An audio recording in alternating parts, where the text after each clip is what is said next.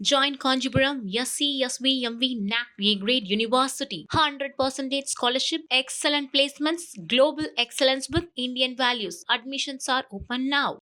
அறிவிப்பு அறிவிக்கப்பட்டுள்ளது.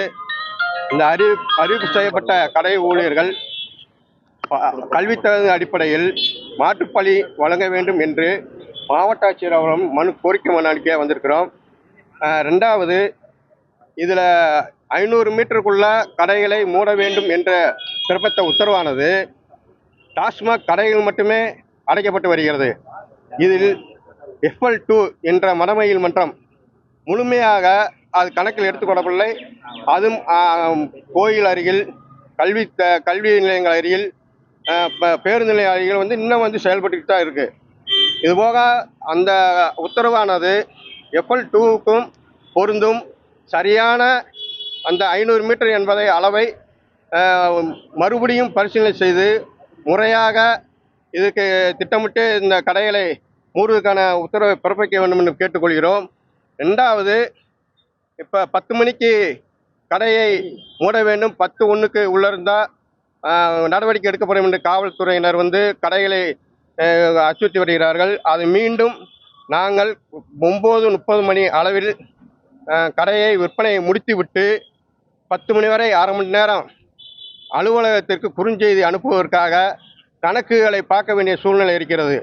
இதற்காக அந்த அரை மணி நேரம் என்பதை முடித்து நாங்கள் கணக்கு பார்ப்பதற்காக உத்தரவு மாவட்ட ஆட்சியர் வழங்க வேண்டும் என்று அந்த கோரிக்கையும் இந்த கோரிக்கை மனு பதிவுபட்டுள்ளது. மீண்டும் இந்த மூடப்பட்ட கடை ஊழியர்களை கல்வி தகுந்த போல் மாற்று துறையில் மாற்றுப்பணி வழங்க வேண்டும் என்று கோரிக்கை வைக்கிறோம். இரண்டாவது, இந்த துறையில் பணிபுரியக்கூடிய டாஸ்மாக் ஊழியர் பெரும் மனு உளைச்சலில் பணி செய்து வருகிறார்கள். காரணம் என்னவென்றால், இப்போ தற்போது ஊடகங்களில் ரூபாய் 10 கூடுதலாக வசூலிக்கப்படுகிறது என்று ஒரு செய்திகள் பரப்பப்பட்டு தொடர்ச்சியாக இந்த 4-5 நாட்களாக தொடர்ச்சியாக வந்து கொண்டே இருக்கிறது. நிர்வாகம் காலி பாட்டில்களை 10 ரூபா கொடுத்து எக்ஸ்ட்ரா வாங்கி திரும்பி கஸ்டமர் கொடுக்கும்போது காலி பாட்டிலுக்கு திரும்பி கொடுக்க வேண்டும் என்ற உயர்நீதிமன்ற உத்தரவு அடிப்படையில் தான் இந்த 10 ரூபா என்பது அந்த பாட்டிலுக்காக வேண்டி வாங்கப்படுகிறது. திருப்பி அந்த வாடிக்கையாளர் கொடுக்கும் பட்சத்தில் திருப்பி கொடுக்கப்படுகிறது. அந்த 10 ரூபாய் புரிதல் இல்லாமல் கூடுதலாக வாங்குகிறார்கள் என்ற ஒரு பொய்யான தகவலை ஊடகங்களை பரப்பப்பட்டு வருகிறது. அந்த வாட்ஸ்அப் தளங்களிலே, இன்ஸ்டாகிராம் இது போன்ற பரவலாக பத்திரிகைகள் வருவதை நாங்கள் உண்மையிலே மறுக்கிறோம். இது தவறான செய்தி.